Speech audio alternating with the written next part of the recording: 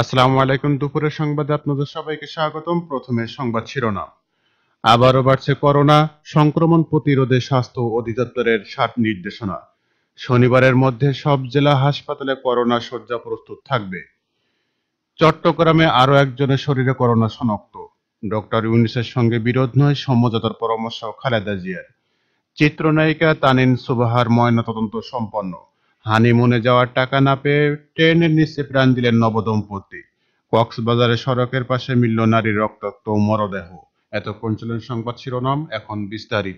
বিশ্বের বিভিন্ন দেশে ফের বাড়তে শুরু করেছে করোনা ভাইরাসের সংক্রমণ। চিহ্নিত হচ্ছে ভাইরাসটির নতুন নতুন সাব ভ্যারিয়েন্ট। এই পরিস্থিতিতে বাংলাদেশের সংক্রমণ বৃদ্ধির শঙ্কায় সতর্কতামূলক ব্যবস্থা গ্রহণ শুরু করেছে স্বাস্থ্য অধিদপ্তর। সংক্রমণ ঠেকাতে বন্দরে নজরদারি জোরদার করার পাশাপাশি জনসাধারণের উদ্দেশ্যে ৭টি নির্দেশনা দিয়েছে সংস্থাটি।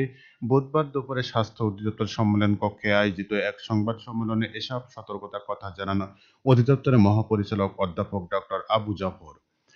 এ সময় স্বাস্থ্য অধিদপ্তর মহাপরিচালক স্বাস্থ্য সচেতনতা বৃদ্ধি ও সংক্রমণ থেকে বাঁচতে ৭ নির্দেশনা দেন। সেগুলো হলো: জনসমাগম এড়িয়ে চলুন, একান্ত প্রয়োজন হলে অবশ্যই মাস্ক পরুন, শ্বাসতন্ত্রের রোগ থেকে বাঁচতে নিয়মিত মাস্ক ব্যবহার করুন, হাসি বা কাশির সময় নাক মুখ ঢেকে রাখুন, ব্যবহৃত টিস্যু ঢাকনাযুক্ত ময়লায় ঝুড়িতে ফেলুন, সাবান ও পানি অথবা হ্যান্ড স্যানিটাইজার দিয়ে ২০ সেকেন্ড ধরে হাত ধুয়ে ফেলুন, অপরিষ্কার হাতে চোখ নাক মুখ স্পর্শ করবেন না, আক্রান্ত ব্যক্তিদের থেকে অন্তত ৩ ফুট দূরত্ব বজায় রাখুন। সংবাদ সম্মেলনে করোনা শনাক্তকরণ ও চিকিৎসা ব্যবস্থার পরিস্থিতির বিষয়ে বিস্তারিত তুলে ধরেন তিনি। করোনা সংক্রমণ আবারও বাড়তে থাকায় রাজধানী সহ দেশের সব জেলা হাসপাতালে কোভিড শয্যা প্রস্তুতির কাজ শুরু করেছে স্বাস্থ্য অধিদপ্তর। চলতি সপ্তাহে শনিবারের মধ্যেই দেশের প্রতিটি জেলায় হাসপাতালে নির্ধারিত সংখ্যক করোনা শয্যা প্রস্তুত থাকবে বলে জানিয়েছেন স্বাস্থ্য অধিদপ্তরের হাসপাতাল ও ক্লিনিক শাখার পরিচালক ডাক্তার আবু হোসেন মোহাম্মদ মাইনুল আহসান।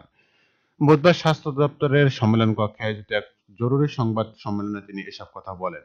ডক্টর মাইনুল আহসান বলেন, হাসপাতাল ব্যবস্থাপনায় আমরা সর্বোচ্চ প্রস্তুত। রোগী থাকুক বা না থাকুক, আমরা আমাদের জায়গা থেকে প্রস্তুত থাকবো ইনশাআল্লাহ। বর্তমানে রাজধানী কোভিড ডেডিকেটেড হাসপাতালে 50টি এবং মুগদা মেডিকেল কলেজ হাসপাতালে 20টি বেড প্রস্তুত রাখা হয়েছে। ঢাকার বাইরে যাতে রোগীদের আসতে না হয় সে উদ্দেশ্যে প্রতিটি বিভাগ ও জেলা পর্যায়ে পর্যাপ্ত প্রস্তুতি নেওয়া হচ্ছে। চট্টগ্রামে আরও একজনের শরীরে করোনা ভাইরাস শনাক্ত হয়েছে। বুধবার জেলা সিভিল সার্জনের কার্যালয় এই তথ্য জানায়। এর আগে গতকাল মঙ্গলবার ৩ জনের শরীরে করোনা ভাইরাস শনাক্ত হয়েছিল। চট্টগ্রামে civil surgeon doctor Jahangir Alam জানান, ২৭ বছর বয়সী এক পুরুষের শরীরে করোনা ভাইরাস রক্ত হয়। তার নমুনা নগরের একটি বেসরকারি ডায়াগনস্টিক সেন্টারে পরীক্ষা করা হয়েছে। আক্রান্ত ব্যক্তি নগরের বাসিন্দা। সিভিল সার্জনের কার্যালয় জানায়, চট্টগ্রামে কয়েকদিনে মোট ৪ জন কোভিড পজিটিভ হিসেবে শনাক্ত হয়েছে। তাদের মধ্যে ২ জন নারী এবং ২ জন পুরুষ। এছাড়া আক্রান্তদের ৩ জন নগরের বাসিন্দা এবং আরেকজন মিরসরাই উপজেলার বাসিন্দা। আগামী জাতীয় সংসদ নির্বাচন ইস্যুতে অন্তর্বর্তী সরকারের প্রধান ডক্টর মোহাম্মদ ইউনূসের সঙ্গে বিএনপিকে কোনো ধরনের বিরোধী না জড়াতে পরামর্শ দিয়েছেন দলটির চেয়ারপারসন বেগম খালেদা জিয়া।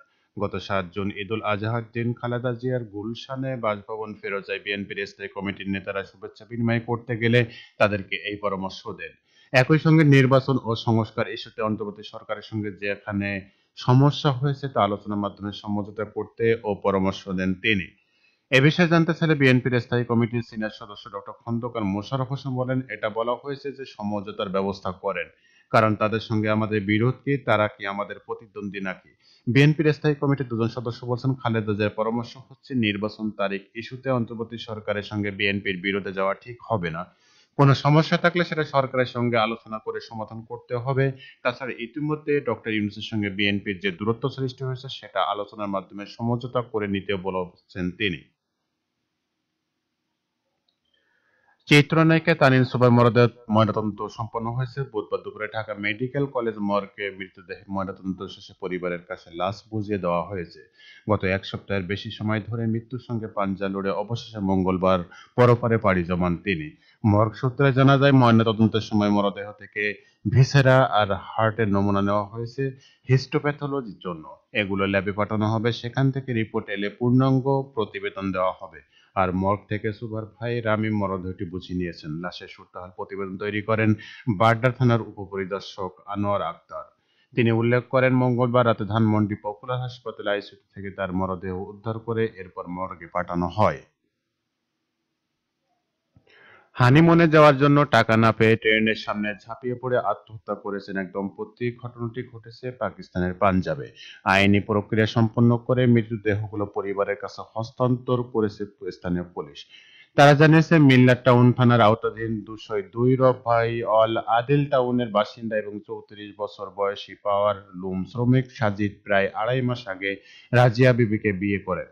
জানা যায়, ঈদের পর মধুচন্দ্রিমার জন্য ওই দম্পতি নারায়ণের যাওয়ার পরিকল্পনা করেছিলেন। এজন্য সাজিদ তার বড় ভাই ফাহাদ এবং জাহিদের কাছে টাকা চেয়েছিলেন, কিন্তু তারা সেই টাকার ব্যবস্থা করতে পারেননি। পুলিশ জানায়, মঙ্গলবার ভোরে সাজিদ তার স্ত্রী রাজিয়াকে নিয়ে বাড়ি থেকে বের হয়ে চেয়ারম্যান স্টপের কাছে ভাওয়াল রেল ক্রসিং এ যান। পরে সে তার ভাই জাহিদকে ফোন করে বলে, আমি আমার স্ত্রীর সাথে আত্মহত্যা করতে যাচ্ছি, আমাদের মৃতদেহগুলো নিয়ে যাও। কক্সবাজার চকরিয়া উপজেলার ঈদমনি লাল ব্রিজ এলাকায় সড়কের পাশ থেকে এক নারীর রক্তাক্ত মরদেহ উদ্ধার করেছে পুলিশ। মঙ্গলবার রাতে স্থানীয় বাসিন্দাদের কাছ থেকে খবর পেয়ে লাশটি উদ্ধার করে চকরিয়া থানা পুলিশ। নিহত নারীর নাম বুলবুল আক্তার। তিনি চট্টগ্রামের বাঁশখালী উপজেলার শেখেরখিল ইউনিয়নের টেকপাড়ার আব্দুল গফুরের স্ত্রী।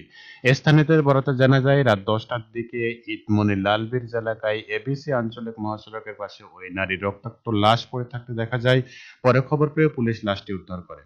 চকরিয়া সার্কেলের সহকারী পুলিশ সুপার অভিজিৎ দাস বলেন, ওই নারীকে ছুরির আঘাতে হত্যা করার পর লাশ সড়কের পাশে রেখে গেছেন কেউ। বুধবার সকালে ময়নাতদন্তের জন্য কক্সবাজার সদর হাসপাতালে মর্গে পাঠানো হয়েছে। নিহত নারীর পেটের দুই পাশে ছুরির আঘাতের চিহ্ন রয়েছে। এ ঘটনায় জড়িত ব্যক্তিদের শনাক্তে কাজ করছে পুলিশ। এতক্ষণ সঙ্গে থাকার জন্য ধন্যবাদ। পরবর্তী সংবাদ দেখার আমন্ত্রণ জানিয়ে বিদায় নিচ্ছি। আল্লাহ হাফেজ।